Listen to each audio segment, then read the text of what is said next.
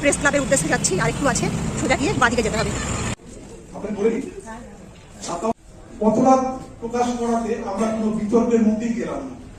সেই কারণে আমাদের এইবারের যে ক্যাটাগরি, সেই ক্যাটাগরিতে চাইনিজটা নেই। আমরা 2024-এর পরিকল্পনা করেছি, 2024-এর মে মাসে আমরা 2024-এর আবার অনুষ্ঠান করবো। আজকে এই কথাগুলো বলে আমরা ভুল ক্যাটাগরিতে পৌঁছাই।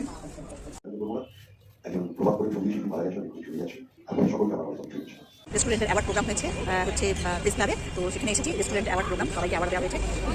ভালো একটা অভিনব প্রচেষ্টা, একটা সুন্দর রেস্টুরেন্টকে ডেকে অ্যাওয়ার্ড দেওয়া হয়েছে। তো অনুষ্ঠানটা শেষ হয়ে গেছে, এখন বেরিয়ে যাওয়ার পালা।